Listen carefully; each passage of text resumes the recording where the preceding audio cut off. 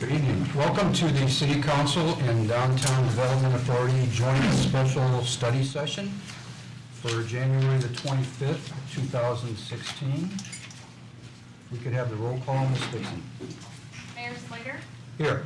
Councilmember Abraham? Here. Councilmember Baker? Here. Councilmember Campbell? Here. Councilmember Henderson? Here. Councilmember Hoderick? Mayor Pro Tem Pennington? Here. Chairman Kurylik? Here. Mr. Blair? Mr. Bostic? Here. Mr. Hay? Mr. Jonah?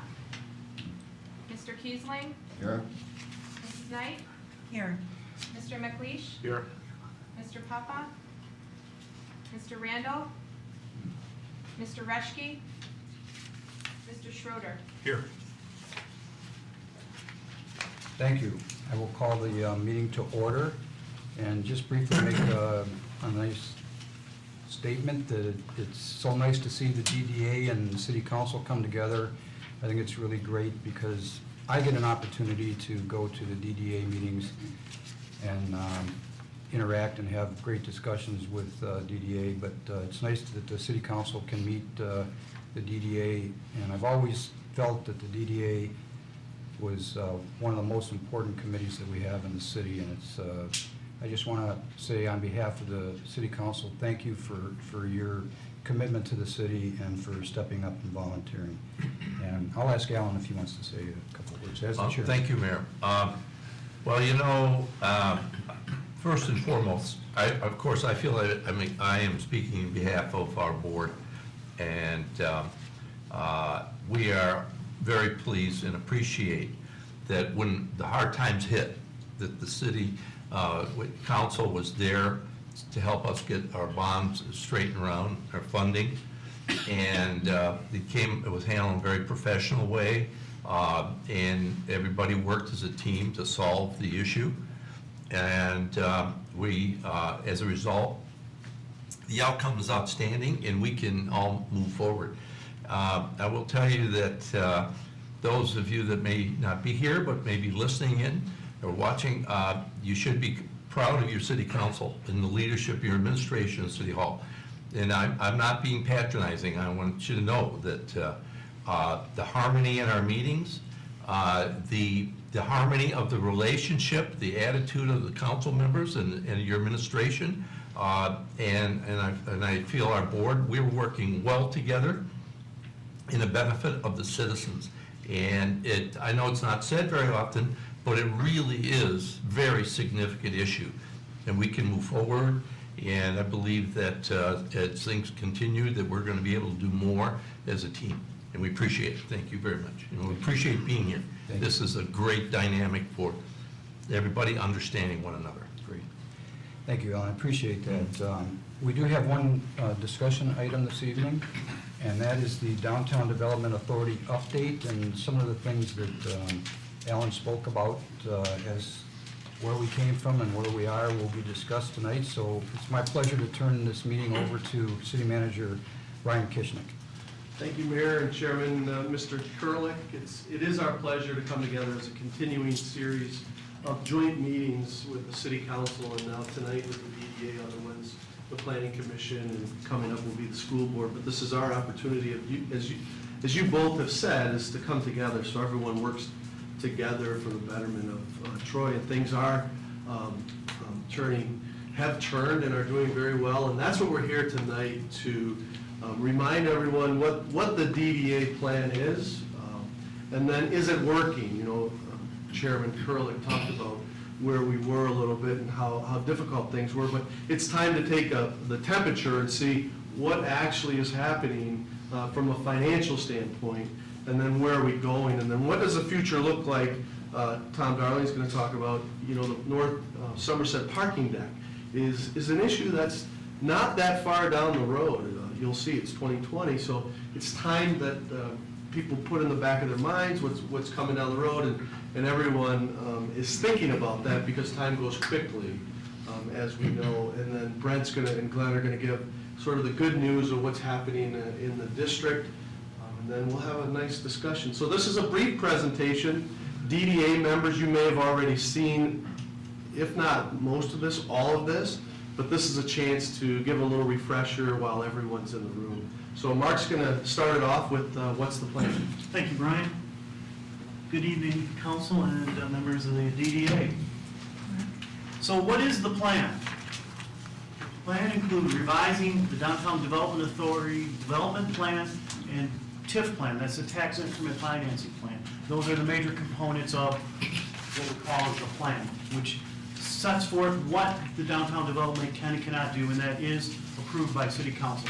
So one thing that it is, extended the life of the DDA to 2033.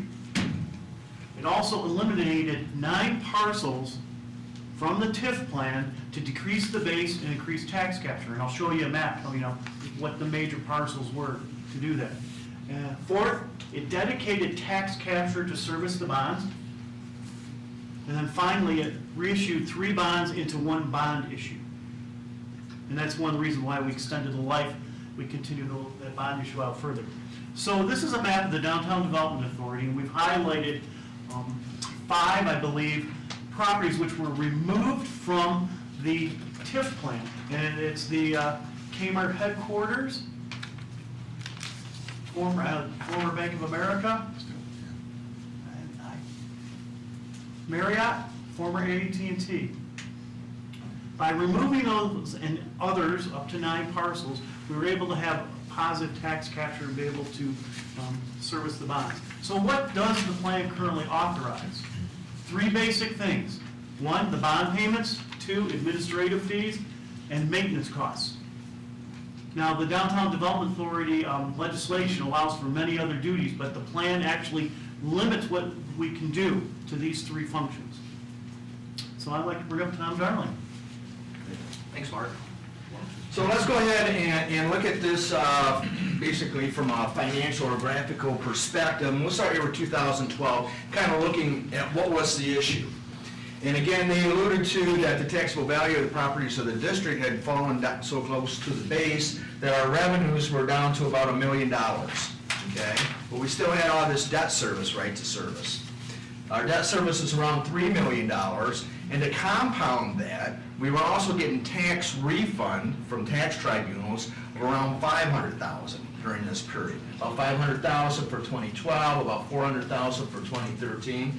So those also increased expenditures. So we're looking at this gap. This gap is then represented by fund balance. How do we fill in this gap? And we did it by using fund balance, i.e. basically some of our bond reserves to help pay down this debt before we got to the plan, okay? So this was the issue. It was an unsustainable position.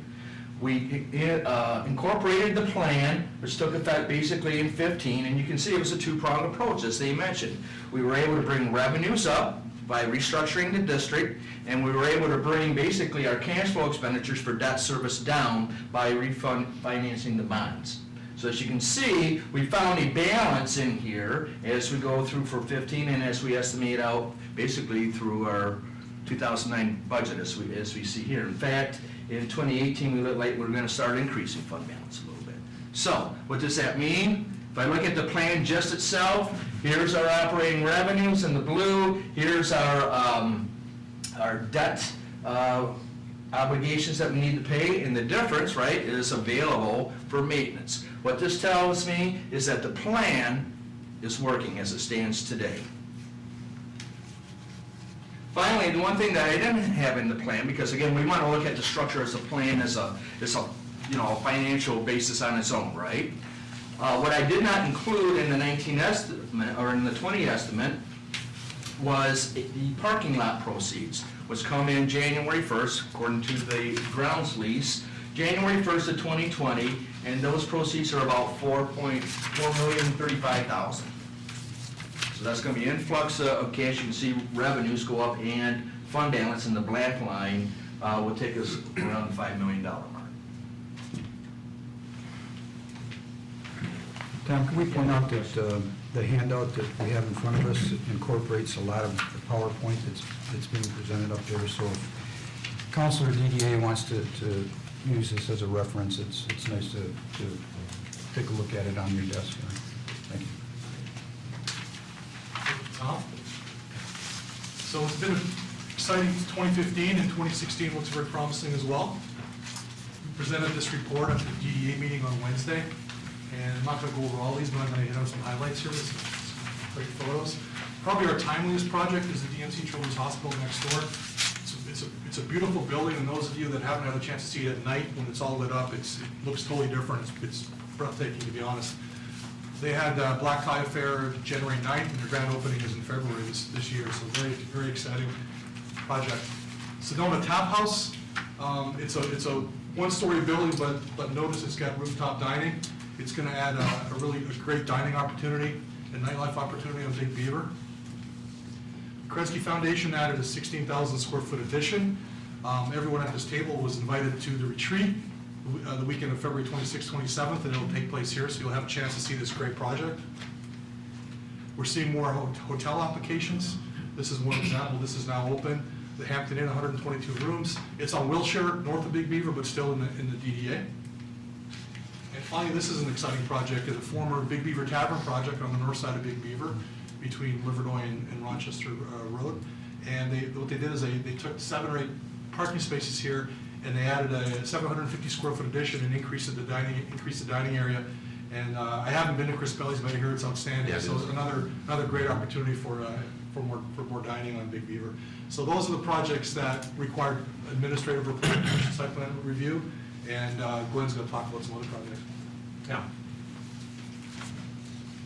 So additional projects happening in the DDA include, Glenn, can I just add a comment on Crispelli's? That, you're gonna find that to be one great restaurant. I don't know, because they're not in the immediate area, you may not be aware of it, but Crispelli's is on Woodward, south of 11 Mile Road. And it's locally owned, and one of the founders of the restaurant owns one of the major bakeries in this greater Detroit area. So if you go in there, you're gonna find a tremendous opportunity for all kinds of pizzas. You got big ovens that are open and exposed, nice salads, and nice menu. But the important point is that for everybody to know that this is gonna be great for families. This is a very much of a family-oriented restaurant. That's one to add that. right, additional retail taking place.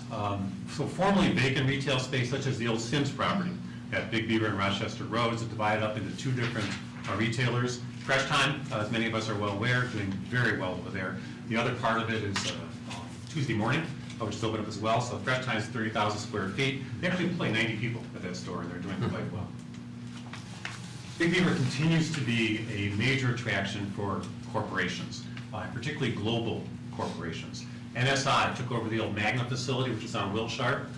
They've been there since the middle of 2014. Major investment. They're now approaching close to 300 employees, so they continue to grow there. They're going to add another, like a small building next to it, for a storage area, but they continue to grow, and the facility looks terrific. As Chairman Kurlick is well aware, DSM has gone into the old Bally's facility at Columbia Center. Bally's has been vacant for quite some time. Several years. DSM took this over, about 31,000 square feet. This is a Dutch company. Actually, DSM, Dutch State Mines, which is actually a chemical company and is making solvents and paint products. Right. This is going to be their Americas headquarters, right here. They came over from Birmingham, but they needed significantly more space, and this provides them with that space. And they're going to look at growing this Yes. as well. Oh, yeah. There'll be a considerable amount of employee Right. job growth. Right, so it's currently 48 here. Right. They're looking not too long in the future, No. another 35 coming in right At away. least, yeah. 888 West Big Beaver. We've always kind of referred to this as the old VW building. Well, we can now say this is the former New World Systems building. New World Systems was purchased by Tyler Technologies and then moved up to 840 West Long Lake, still in Troy. So this building is now 40% vacant. The owner is a company out of Miami Beach, Florida. They were looking to auction this off. February 8th is the auction date. And about $3.5 million is their starting point on the bid. So expect that to go up a little bit from there. But this creates a tremendous opportunity for the DDA. You're looking at a potential mixed-use site. You're right off of I-75. There's great potential in the outlet developments for commercial as well. So we've been actually starting to field questions from potential developers for this parcel, and definitely encouraging that mixed-use development there, because it needs to be a little more intense than what's there now. I can add, by the way, on that property, given what it's going through and what its expected sale price, that you could expect a lot of capital reinvestment. So anybody that buys it's going to have to upgrade the building, which will mean there'll be a lot more capital going into the Right. property. And maybe we're talking partly residential, maybe a boutique hotel, maybe office as well. So there's a lot of options for that site. For maintenance, it turns over to Kurt. And I asked Mark to give me a slide to prompt base maintenance. This is for the job. Yeah, they are important. So, future maintenance, we discussed at the DDA meeting last week that we are hiring 2 seasonal employees to deal with some of the maintenance issues along the DDA. That includes cleaning the sidewalks, installing trash cans in the more walkable areas where people use them, Big Beaver sidewalks, and those will be emptied daily. What we found is the contractor that was responsible for the sidewalk cleaning, it was about the same amount if we were just to hire 2 college kids, seasonal employees during the summer months, where we have a presence out there every day dealing with these types of maintenance issues, than hiring a contractor to come in once a month to clean the sidewalks. So it should be about a break even for the cost of the maintenance between the two, but moving forward, and we will continue with our upgraded landscape along the Big Beaver corridor, performance-based contract, which means, instead of telling the contractor you will cut once a week, it says we don't want the grass to exceed a certain length, and if it does, then we penalize you. There's a financial penalty to the contractor if it exceeds that length. So hopefully the DDA will continue to be a world-class corridor as far as maintenance going forward. So Mayor and Chairman Kurlik, that's our presentation, and I just want to just recap a little bit, because, Downtown Development Authority, I think, Alan, you've been here since the beginning, right? Yes. And what was it, Lord, 1994, is that?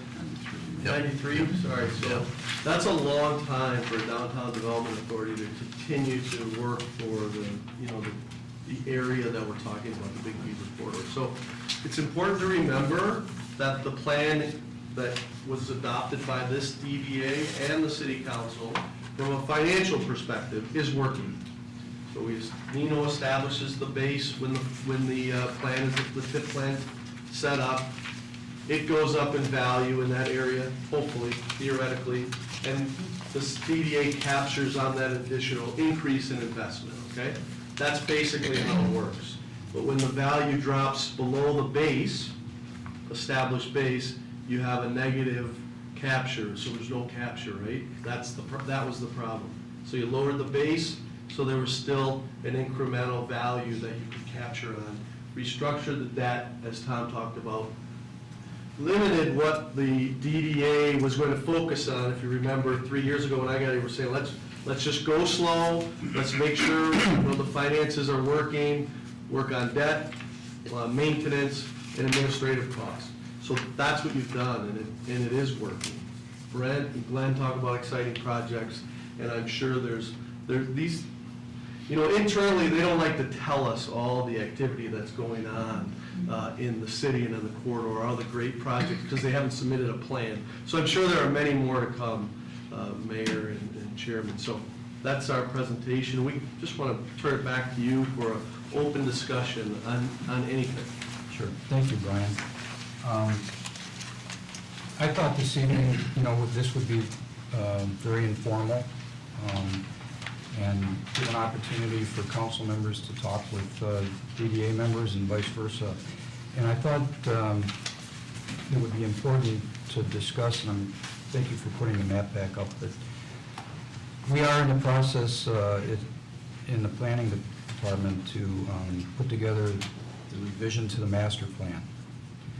And of course, the DDA is important concept to that plan, so I thought it would be good to talk about that a little bit, the potential growth of the DDA and where we're going to be, and we should start thinking about the parking structure issue too. That's something that eventually we're going to have to make a decision on what we're going to do with that money.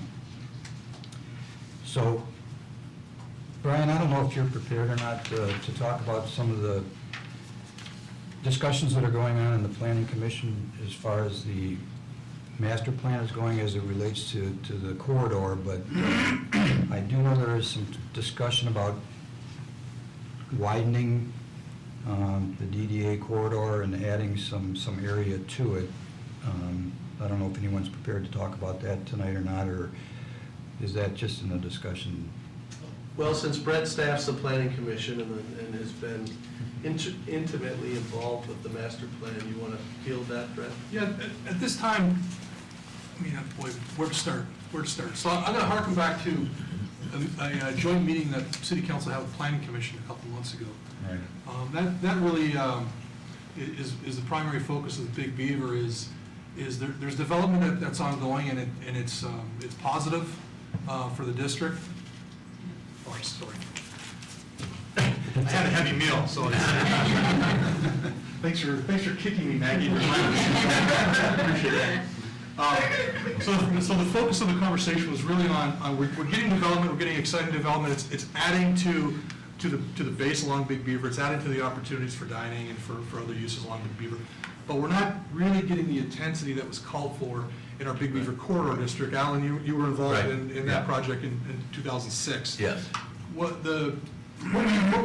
we updated our zoning ordinance in 2011, we came up with a vision for Big Beaver. Remember the world-class corridor Right. concept? Right, it's a 100-year plan, really. Exactly, Yeah. exactly. And we got the vision. It's an exciting vision. We rolled that into the master plan and incorporated that as part of the master plan. And we implemented it through our zoning ordinance, through our Big Beaver zoning district. But one thing we did not do is require multiple stories on Big Beaver. We have the quality and the placement of the buildings. We allow for multiple story, and we actually encourage multiple story and mixed use. We're not getting that.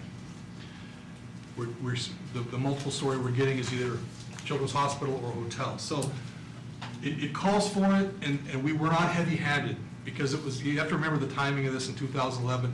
We're coming out of a really, really dark time. And we had some underperforming properties, and we were looking for wins. And we got wins, we got some great projects. But we're at a time now, and that's what we talked about at the joint meeting, was, are we ready to require, to actually mandate verticality, vertical mixed uses? And at that joint meeting, we brought in some local investors and some local developers and asked them.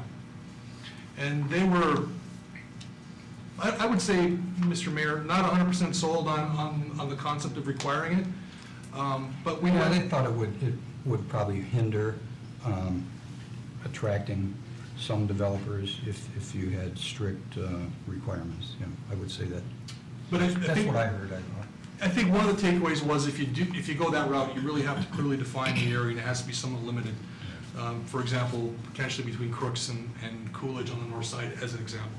So we've been hearing from a lot of people that vertical mixed use doesn't work in Michigan, doesn't work in the Midwest. So myself and Glenn and Mark went on a trip to Dublin, Ohio, Carmel, Indiana, Fishers, Indiana. We looked at successful projects, and we're gonna be talking about this concept, this mixed-use concept at the retreat. Another plug for the retreat, by the way. If you haven't RSVP to go to the retreat, it's gonna be awesome. You need to try to find time to go. So that's really the focus of the Big Beaver, the master plan efforts is the viability long-term, going down the road, what to do with this issue. That's probably the primary issue. Yeah, and thanks, Brent. I thought that the DDA should be aware that we recognize that the corridor in the DDA area is paramount to our city, and that we're doing some things now that we haven't done in the past. And we've recognized that the city has to maybe become partners with developers, and we have to find ways to encourage certain developments if that's what we want in our area. We're gonna have to work as a partner. And so I just want the DDA to know that we are working very strongly at becoming a partner with developers and encouraging development along the Big Beaver corridor that we think will be best served for the the DDA in the long run. So we are working very hard on that, Alan. That's good. Yeah. If I can, I've got a thought for you. You know, when you talk about the resistance of developers or investors, well, really, what drives the initial commitment of capital to create a major property is that there has to be a confidence in a market utilization and demand. So what I would suggest to you that, and we can talk about it at the retreat, but, you know, you have to, we need to work on whether it's perception. I think the community, the city hall is in the right frame of mind, you know, to accommodate. And I do agree, you want to get more sustainable, long-term major real estate, which is going to be there for 50 and 100 years, and that all equates to a community's sustainability. But what you have to work on to overcome the comments that you heard is we have to work on the marketing side, whether it's PR work, whether you express to people in the community and people that might be considering moving into the community, you know, hey, this is where there's a quality of life, because today, lifestyle is a real driver. I mean, people are looking for interactive lifestyle.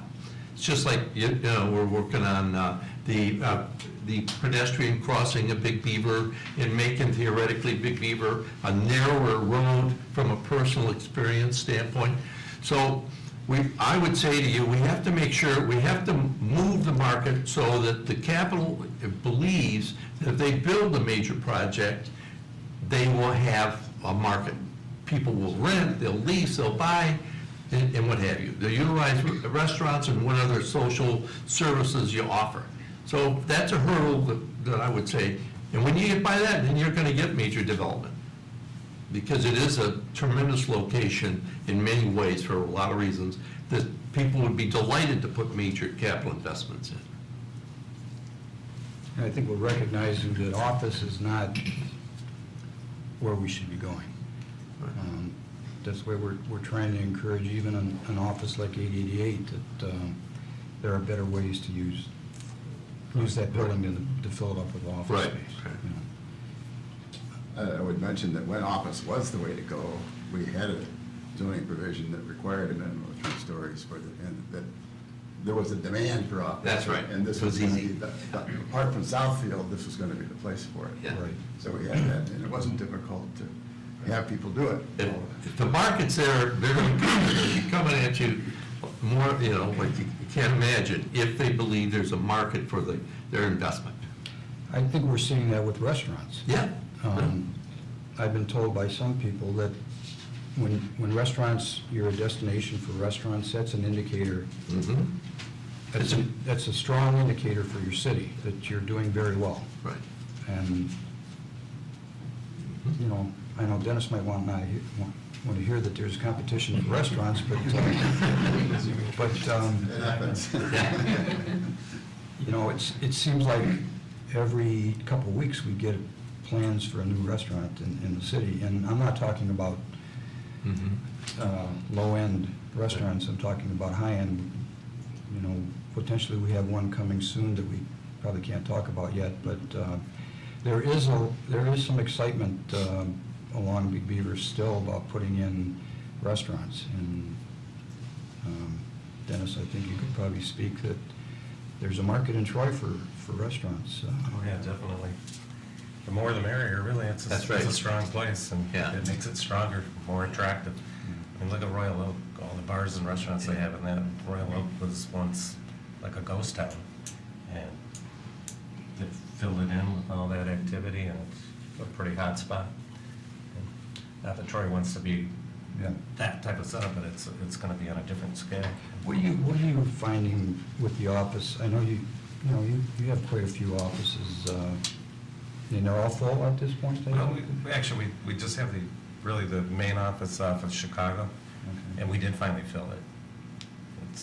But it took quite a while. There were several years of total vacancy. But we got a great tenant in there, and that tenant has sublet it all out. And so it's 125,000 feet that was vacant, that's full now. Any other comments from council? Mr. McLeish? Just what Alan was saying, I think that, those that want to put their money at risk have to see a return on it. And by and large, I'm not necessarily for open zoning, but basically if you see a market, I think that we as the city should take a look at it and see what that particular individual or company would like to put in there. Part of the problem in the past, maybe we had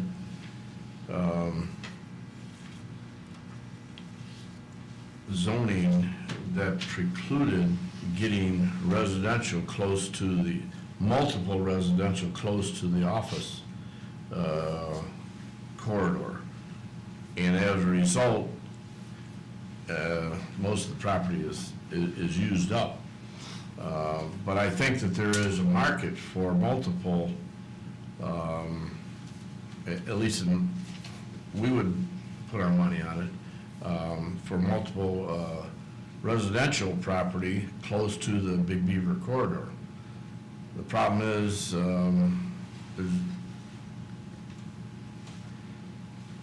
when it came available, it was just single family. And maybe if it had been available as multiple or something with a more, greater density, you would have seen the idea that you're trying to get is a walkable Big Beaver corridor. It's going to be hard to do without residents close by. They're not going, people aren't going to come in here and park the car and go up and down, walk up and down when they can drive in there. It's like us, when we're building, we have a plan and we think of the plan too late, you know? It works perfectly for everybody, you know? Our property's all used up and we finally come up with a good plan, you know? So it's hard to judge that, but you really have to try to keep your finger on the market. Our office buildings were zoned, correct me if I'm wrong, I think it's just one story. No, up to three. Up to three. Low-rise office. The thing that we found that people like to drive up to wherever they're going to go instead of climbing in an elevator and going up 1 or 2 stories. We're 100% full. And we've only been, even during the bad times, we were only down a couple tenants. But we try to take care of our tenants to the utmost because that's our bread and butter, no matter what it is. And I have to compliment the City of Troy and the City Council over the years, and you now too. You've always done an excellent job. I've lived in this, all my family lives in Troy, and we've lived here, and I've had 2 or 3 houses here. It's been enjoyable to see the professionalism that I see in Troy compared to a lot of other cities that we operate in. And just having this meeting together, I think, is indicative of things that should be done in other cities too, you know. And Alan and other developers that are here, we appreciate the opportunity if we see a market, you know, that we can bring it to the City Council and the Planning Commission and so forth, and in order to try to meet the market that is in demand at that time. We're currently building in the empty nester market because that's the ones that have the money. I mean, we lost so many homeowners in Michigan, and the little guy couldn't sell his house for anything that he had over his mortgage, basically, and try to move up and up and up and up. And we used to just build big houses because there was such a demand, but that was because people made a very substantial profit on their homes, and that was where their major investment was. And we've seen that market almost disappear. It's still out there, but it's a little bit few and far between. I agree with you, Dan, 100% about the density issue, and especially along Big Beaver, and I think that that's been communicated amongst the council, and certainly I think staff is working strongly in that. We're trying to attract that type of density along Big Beaver, because we do recognize the same thing, that if you want to make it walkable, if you want to, you got to bring some residential to the area, and we're working hard on that. I think if you go to the retreat, you're gonna see a strong discussion about that, and how can we entice lenders to back developers, and we understand that we're gonna have to be part of that. The city's gonna have to be part of that. Fill in the gap is the way we kind of refer to it. But I think this council, and I can't speak for everybody, but I think I know this council's ready to step up and fill in the gap. So we're here to welcome developers that want to participate in our vision that we have moving forward, and you hit the vision pretty much right on the head. We recognize that. And we'd also like to entice somebody to build for us empty nesters. Because there's not much in Troy. So We've been trying for a long time. well, you know, And just trying to the land. You show me the land, I'll go with you. well, you know, I really want, you know, as many from the DDA to come to the retreat as possible, because you're going to actually be hearing some things that you probably never thought the city council would ever talk about. Okay? I'll be there. Okay. So, there's never been a time that the city of Troy has been so progressive and flexible. We've been here a lot of years, and you guys are out just doing a great job. And we're moving forward, and you're open to hear whatever people want, what the market demands. And in the past, that didn't happen, many years in the past, but now it's a real pleasure to see that you got a great staff back here, and these guys are willing to help in any way they can. Yeah, Real nice. I hear from everyone, and I think Dave can attest, that we go to a lot of grand openings, a lot of ribbon cuts now, and the first thing we hear is what a great job our staff did of getting them open as quickly as they could get them open, because we recognize that time is money when you're opening a business. And we hear nothing but positive about what our staff has done to get that business going. It is. Larry? You go back to the early presentation. It would be helpful to me, and probably to others, to have a quick summary of the Somerset parking structure thing, like who pays what to who, and how does that, you know, what actually is happening in a few years relative to that. Yeah, I think, I don't want to speak for Brian, but I think at one of the future DDA meetings, there's going to be a devoted discussion about the parking structure. That was a key item to getting the district started. So. Well, yeah. I don't really know how that's supposed to work, so that's Well, all I'm asking. You know. I will, I was around those days, and I worked with the team on the negotiations of the contract. Clearly, there was an incentive to encouragement for the development of the mall. You know, it was crucial. Right. And not only that, but it also gave them the encouragement to do the bridge, which really made it, I believe. It became iconic, but it also became much better for customers to utilize the whole mall. But we invested in the bridge. They had the responsibility.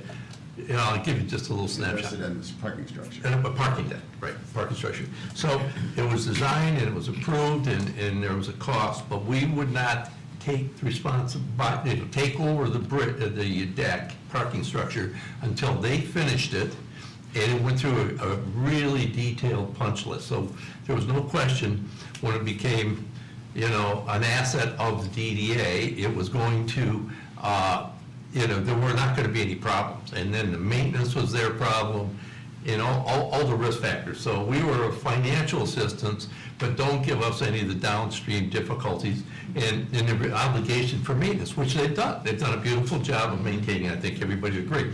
So now we're getting to a point, after a number of years, where they're obligated to buy it from us. So there's, you know, so we put money in, we made it happen, they had very stringent guidelines that they had to operate it by, which certainly they have done. So now it's time for us to exit, and they have to pay us cash. And so the date will come up, Tom, you can probably, what is it, 18? Or 20? January 1st, 2020. 2020, okay, so they'll have to write us a check, and then we'll have no interest in the debt, which is fine, we've done, the DDA did its job, you know, helped incentivize the investment in the becoming a reality, and now hopefully we can move on and do something like that again. And is that a preset value or? is Yes, that it's value all over time? defined, everything's defined. I'm sure there'll be no difficulty with the Forbes, Cole, and Good owners. Michael. Yeah, no, right, it's a pretty clean transaction, right, Tom, do you agree? Yeah, I read through that whole thing just the other day. I didn't leave too many stones unturned. Yeah. Okay, that's fine. Is it taxed now? And if not, Oh, yeah. So it's on the tax? I believe it is. But not only that, but we, you know, just a little bit of history, right? Is that part of the agreement provided that that the property had to go on tax rolls, them all, and that there wouldn't be any challenges to the tax values, right? Isn't that right? So this, It's close. I mean, They haven't challenged it, but there was a floor. yeah, Set. yeah, so that we knew what A minimum kind of, assessment. right, we knew what the business deal was gonna be on behalf of the city and the DDA with that transaction. It's not like giving them the money and then all of a sudden, you know, what about our tax money? Where's our tax money? But everything's fine. But it is, the structure is assessed for tax purposes?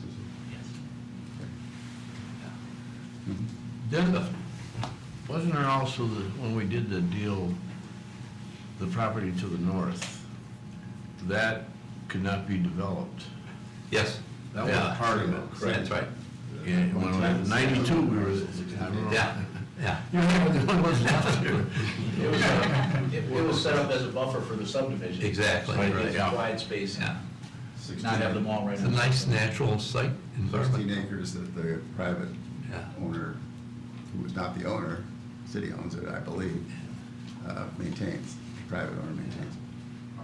So I would say it was a good relationship all the way around. City, the DDA, North Forbes, Cohen, right? It's fine. It's what the whole philosophy is supposed to be. There will be a future discussion on Yeah. that. Mayor Pro Tem Pennington, did you? Oh, I was just commenting, I piggyback on Dennis's comment about working with the city, and we just had the black tie event at the Children's Hospital, and everyone we met to a person was so excited about working with how they collaborating so well with everyone that they work with at the city.